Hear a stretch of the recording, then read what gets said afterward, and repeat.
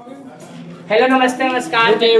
Hello नमस्ते नमस्कार मेरे प्यारे विद्यार्थियों, कैसे हम उम्मीद करते हैं कि आप जहां होंगे मस्त होंगे। और इसी में से देखिएगा, आज आपके लिए जो हमने पूरे वॉइस पढ़ाया था, वॉइस के लिए बहुत ही जबरदस्त ट्रिक लेकर आए हैं, जिससे आप अगर इस ट्रिक को याद रखते हैं तो पूरे वॉइस में कहीं से गलतियां नहीं होगी। तो आइए शुरुआत करते हैं। देखिएगा, अगर कहीं भी आपको स्क्रीन पर अगर एक्टिव वॉइस में कहीं भर 1 भर 5 दिख जाए, है ना, और डू डैश दिख जाए, तब पैसिव बनाते समय एमी-जार लगा लीजिएगा, भर 3 लगा लीजिएगा। अगर पैसिव में एमी-जार के बाद भर 3 दिख जाए तो आप एक्टिव बनाते समय उसको भर 1 और भर 5 और डू डैश से बना लीजिएगा।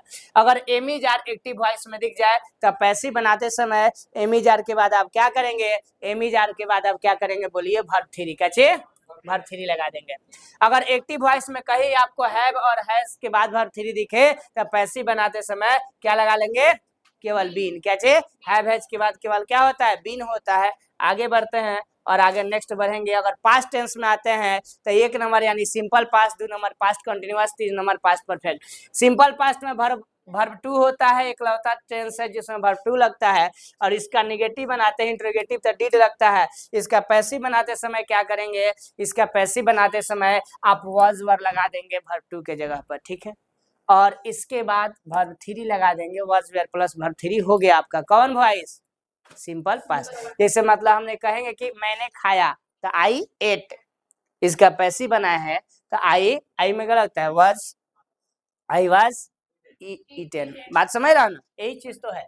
अगर कहीं भी आपको वाज वेयर दिखे एक्टिव में, उसके बाद भर 4 दिखे तो कुछ नहीं, वाज वेयर के बाद में आप क्या जोड़ लेंगे, गलती से हमने लिखा है इसको आप लोग सुधार लेंगे। वाज वेयर के बाद BEING बीइंग जोड़ लेंगे, है ना, बीइंग नहीं जोड़ेंगे। क्या जोड़ेंगे, BEING बीइंग। क्या जोड़ेंगे, BEING बीइंग जोड़ेंगे, क्योंकि जहां भर 4 लगता है उसके साथ में क्या लगता है, BEING। जब इधर भी ING तो इधर भी ING वाला, है ना। इसमें जो देखो बाबू, यहाँ हेड के बाद क्या है, वर्ब 3 है, तो यहाँ हेड के बाद हम BEEN जोड़ेंगे। समझ रहा हो, क्योंकि आपको ट्रिक बताए थे, अभी थोड़ा देर में बता दे रहा है। जहाँ वर्ब 3 होता है उसमें BEEN, जहाँ वर्ब 4 होता है उसमें BEING, ठीक है। फ्यूचर में आते हैं। फ्यूचर में आओगे तो सिंपल फ्यूचर में शैल विल होता है, इसका पैसिव बनाते समय शैल विल के बाद क्या लगाते हैं, बी और वर्ब 3। अब देखेंगे फ्यूचर टेंस में बाबू 1 नंबर और 3 नंबर का बनता है। 3 नंबर में होता है फ्यूचर परफेक्ट, और फ्यूचर परफेक्ट में शैल विल के बाद में क्या होता है, हैव होता है। इसका पैसिव बनाते समय शैल विल के बाद हैव होगा, और जब यहाँ वर्ब 3 लगा है तो इसके आधार पर हम क्या जोड़ देंगे, BEEN, बीन का अंतर होता है। समझ रहा ना। 1 मिनट, शुरू वाला में हम BEING लिखे थे ना, एमी-जार प्लस, देखिए यहाँ पर थोड़ा मिस्टेक है। एमी-जार के बाद में क्या कर लेंगे आप लोग, BEING बीइंग आप प्लस वर्ब 3 कर लेंगे। क्या कर लेंगे, वर्ब 3, ठीक है। एमी-जार प्लस क्या कर लेंगे, वर्ब 3, क्योंकि जहां वर्ब 4 रहता है वहां पर हम लोग क्या करते हैं, BEING। थोड़ा सा मिस्टेक हो गया लिखते समय, ठीक है।